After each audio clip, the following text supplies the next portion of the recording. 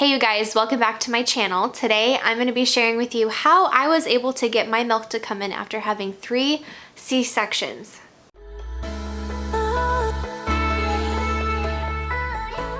So first off, I'm going to talk about my experience. So yes, you heard me correct. I have had 3 C-sections, and that is a lot. I had 2 emergency C-sections and 1 scheduled.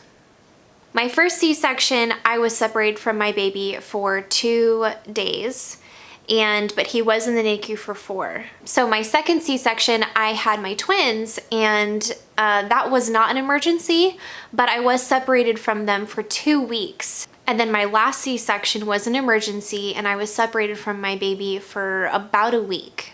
All of those times that I had my C-sections and I was separated from my babies, I was very diligent about pumping. I pumped every 3 hours. I made sure that I kept up with my routine. I had an alarm on my phone, and I made sure that my alarm didn't say just pump, it said feed the baby.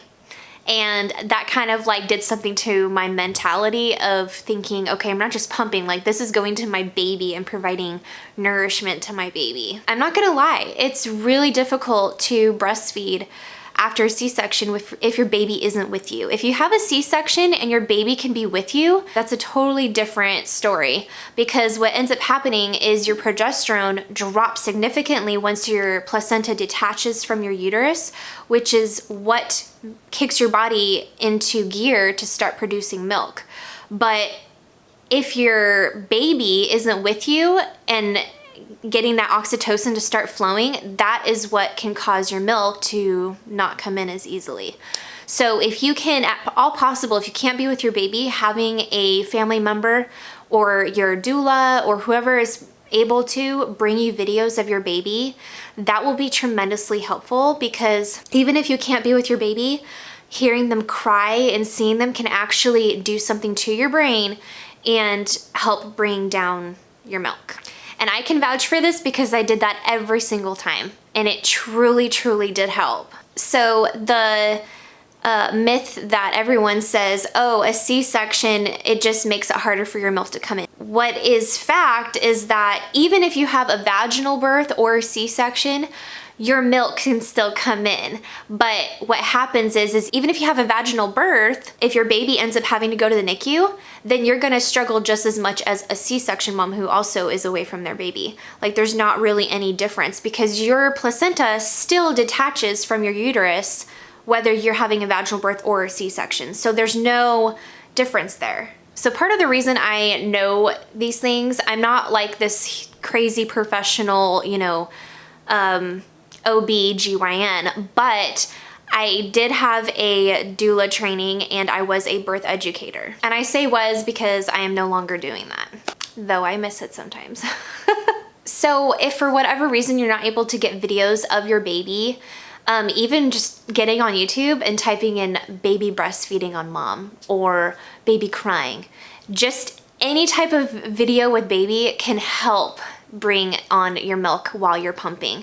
And what I ended up doing was I would watch it for a few minutes before I'd start my pumping session, and I would watch it throughout the whole thing just to make sure that like my brain was thinking about baby. And even if another really great thing to do too is if someone can bring you an item from your baby, like a blanket that they were covered in, or maybe a onesie that they had on, or even like their little hat, because a lot of their scent comes from their head.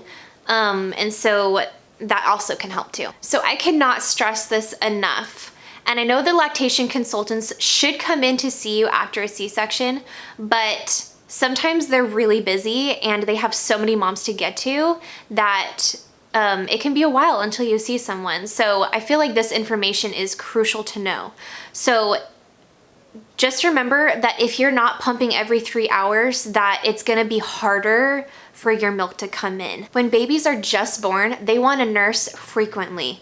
They are really tired, so they'll usually only nurse for maybe like a minute or a few minutes, and then they'll go back to sleep, and that's totally normal. So 15 to 20 minutes of a pumping session might seem to you like it's kind of long, like a long session, but in reality, if you are not with your baby, you're gonna need that extra oomph to like get your milk to come in.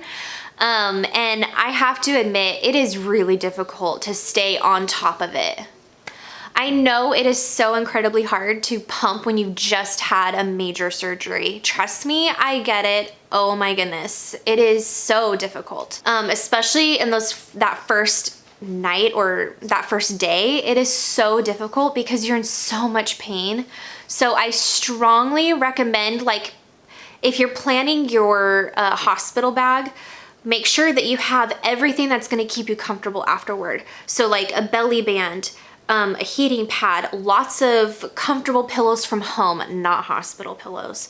I mean, yeah, you're gonna need those regardless, but if you can have like your home pillows, your home blanket, don't be afraid to bring a ton of stuff, because this is about you and baby, and you need to make sure that you are as comfortable as possible in order to provide what your baby needs. With that being said, there are supplements that you can take, and disclaimer, I am not a medical professional. I am only speaking from experience that these are things that helped me. So I know for a fact that the oatmeal raisin cookies you can get at Trader Joe's, they're like in a paper bag. They are delicious. Some people might not like raisins, so I'm sure there's other cookies that you can get. But they are not crazy priced like other brands that sell lactation cookies. I feel like anything with oatmeal in it is going to boost your milk supply. So my mom literally brought me 2 bags of those cookies, and I ate a whole bag in like 2 days. Obviously, we don't want to, like, you know, bombard our body with a ton of sugar, but I feel like it's okay. You deserve it. You can also take fenugreek capsules. And then also, if you can get the cafeteria to just bring you water and honey, or hot water and honey in the morning, and then bring some mother's milk tea and drink that for breakfast while you're recovering, that is a great way to also bring in your milk. Okay, so I want to talk about pumps real quick.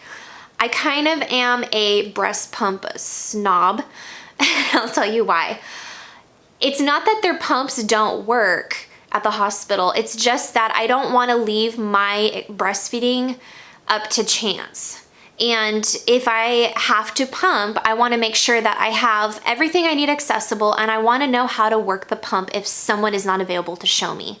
So getting a breastfeeding pump way in advance before your C-section, get to know it, and really watch YouTube video tutorials on how it works. I strongly recommend that. My favorite pump, and I've had the same pump with every single baby that I've had. I have 5 babies. I always use the Lacino. I hope I'm saying that right. Everyone says it different, and I feel like a total dork saying it. But I use the Lacino pumps, and I recently bought the one that is a smart pump, and that thing was amazing because it can connect to your phone, and it can tell you like how long you pumped, and it keeps like a record. It's amazing. Anyway, I love that thing, and I'm gonna link that definitely down in the description box so you guys can go check that out. I also feel like they're really comfortable. I feel like the ones at the hospital don't have the rims that are comfortable on the phalange, and so it just doesn't feel comfortable. And I don't know, I feel like it's kind of weird using the same pump that other people have touched, and it's just extra germs. They do give you like new lines, and like everything's new. The pump itself is the same though, so the mechanics of it are the same. And I don't know, I know that they sterilize everything, but I'm a little bit concerned when I'm in the hospital. I know they do an amazing job sterilizing everything. It's just my own my own worries. So this is something I really feel like I want to talk about, because I feel that a lot of moms have guilt for trying to manage their pain after a C-section. I'm just speaking from my own experience. I did have guilt because I tried really hard not to take pain medication because I was so concerned that it was going to get into my baby's system. I feel like everyone has different opinions. Literally, opinions can change from nurse to nurse, doctor to doctor. I truly have felt like I've seen my babies be affected by it, just that it upset their stomachs. Not that it made them drowsy. I didn't see that, but it did sometimes upset their stomachs. It didn't affect the twins. And I don't think it affected Connor, if I remember correctly, but Isaac definitely, he did not do well with my milk when I was on medication. With that, you also need to think about, how am I going to feel up to pumping if I'm not taking that? So if you really feel that you need it, try to stay on top of it. Sometimes your nurses will come in and they'll see you sleeping and they'll just leave you be. But if it's time for medication, you need to tell, like, if you really want to keep on top of it, you need to make sure that you tell them, hey, if I'm sleepy and you're coming here to give me my medication, please wake me up. Because what ends up happening is you wake up and it's time to pump, and now you're calling for your nurse to bring you your medication, and you're waiting for your medication to kick in to start pumping. Because I'm gonna be honest, a C-section it can be really a painful recovery, and it gets more pain, and it's more painful the more C-sections you have. So I really hope you guys took something away from this video. Please leave your questions and comments down below, and I will try my hardest to respond to every one of them. But thank you so much for watching, and I will see you guys in the next video. Bye.